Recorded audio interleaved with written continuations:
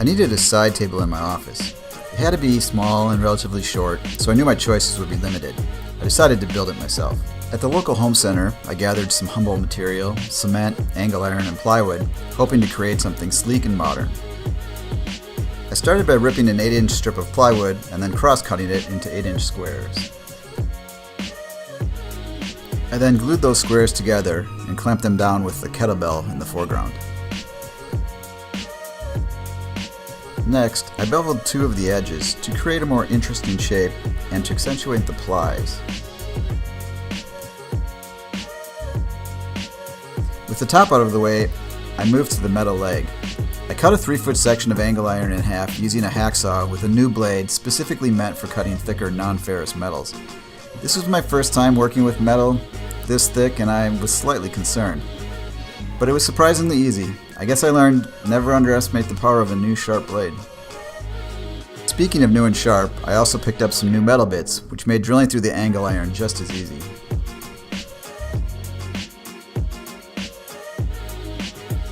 The leg was completed by cleaning up the angle iron using a flap disc and then a flap wheel to create a brushed effect.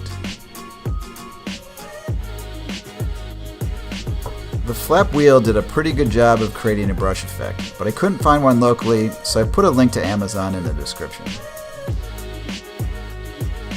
The truth is that I had to experiment with a few alternatives before getting the finish just like I wanted it. Okay, maybe several is more accurate. The concrete base is first constructed by making a form out of melamine, but I'm not going to bore you by showing the construction of a simple box. Instead, I'll explain what I did wrong.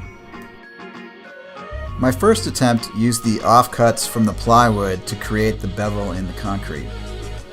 That didn't work because the texture of the plywood edges was transferred to the concrete and it just didn't look good.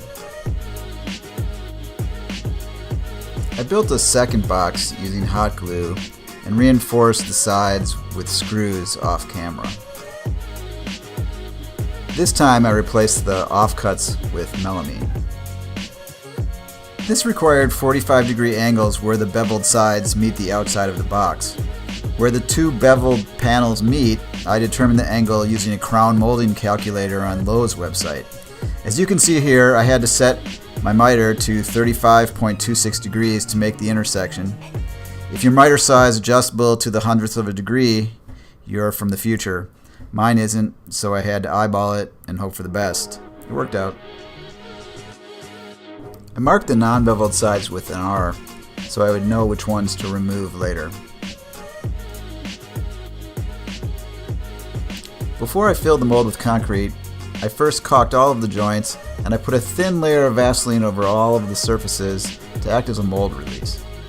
Then it was just a matter of filling up the mold.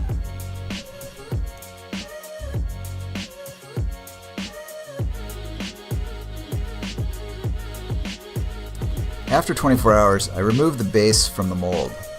This was really my first time working with concrete, and I was really surprised by how easy it was, and I was really surprised with the results.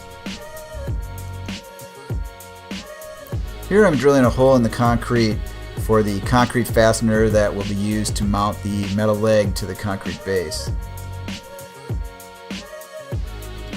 I installed the leg shield into the concrete base.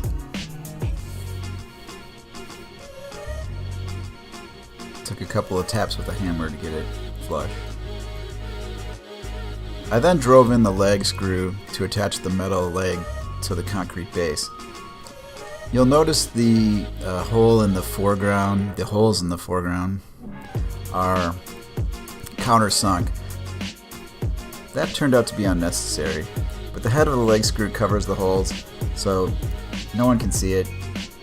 It could have been avoided. It should have been avoided had I planned out my fasteners earlier. The final step was to attach the plywood top to the metal leg. Before final assembly, I put a coat of Danish oil on the plywood top, satin polyurethane on the metal leg, and a sealant on the concrete base. And that was it. Taking these raw materials and turning them into a cool little table was really satisfying. Thanks for watching. Now go build something. Check out some other videos from Modern DIY, and if you like them, subscribe.